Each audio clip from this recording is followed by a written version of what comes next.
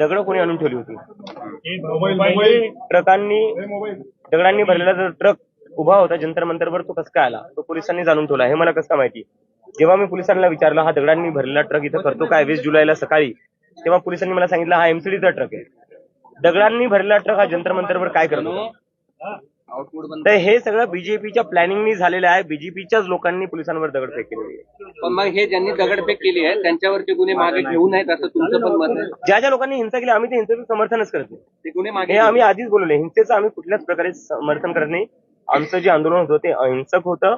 Doctor Babasaheb Ambedkar आणि महात्मा गांधींच्या रस्त्यावर चालणारं आंदोलन होतं. ज्यांनी दगडफेक केली आहे त्यांच्यावरती गुन्हे त्यांच्यावर मागे नाही, घेऊ नयेत. त्यांच्यावर तुम्ही कारवाई करू शकता ज्यांनी दगडफेक केली, पण त्यांचा आधार घेऊन किंवा त्यांचं नाव घेऊन जे तुम्ही देशभरात विद्यार्थ्यांना तंग करताय त्याचं काय? मुंबईच्या मुलांनी दिल्लीच्या स्टुडंट्सवर दगडफेक केली आहे. बिहारच्या मुलांनी दिल्लीच्या पोलिसांवर दगडफेक केलेली आहे. बंगालच्या मुलांनी दिल्लीच्या पोलिसांवर दगडफेक केलेली आहे. त्यांचं नाव घेऊन भाजपच्या गुंड्यांनी जे केलेलं आहे त्याचं कारणीभूत बनून जे तुम्ही स्टुडंट्सला तंग करतायत, त्यांच्या घरी चालले हॅरॅस करतायत, ते काय?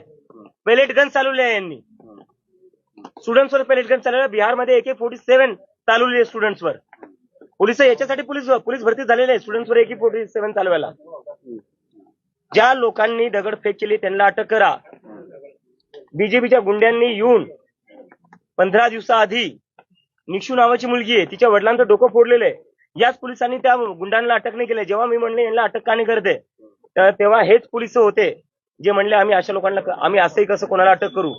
त्या लोकांनी नंतर इंस्टाग्रामवर व्हिडिओ बनवून टाकला की अभी तो एक को मारा है, शाम को आऊंगा और लोगों को मारूंगा. हे सगळं पोलिसांसमोर झालेलं आहे. तेव्हा पोलिस शांत बसलेली आहे. कोणाच्या इशाऱ्यावर पोलिस शांत बसलेली आहे? मुलांच्या डोक्यात तुम्ही लाठ्या घालताना तुम्हाला लाजाने वाटल्या? खिळे लावले होते त्या लाठ्यांना तेव्हा तुम्हाला लाजाने वाटल्या? पेलेट गन चालवल्या तुम्ही लहान मुलांवर. 12 वर्षांच्या मुलींचे कपडे फाडलेत.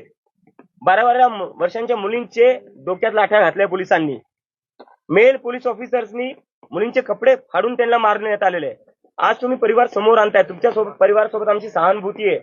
त्या मुली कोणाच्या तरी असतील ना, त्यांचाही परिवार असेल ना. जशा तुमच्या मुली आहेत तसे तेही कोणा ना कोणाची तरी मुलं मुली होते. त्यांच्यावर तुम्ही दया का नाही दाखवली? अमित शहानी वरतून ऑर्डर दिला लाठीचार्जचा. तुम्ही रक्त वाहत सुटले जंतर मंतरवर. आणि ज्या भाजपच्या गुंडांनी हे केलं त्यांना तुम्ही अटक का नाही करते? त्यांना तुम्ही अटक का नाही करते? ज्या लोकांनी येऊन 15 दिवसाआधी डोकं फोडलं एका माणसाचं, एका मुलीच्या 12 वर्षाची मुलगी होती ती तिच्या वडिलांना प्रोटेस्टला घेऊन आली होती. त्यांचं डोकं फोडण्यात आलं.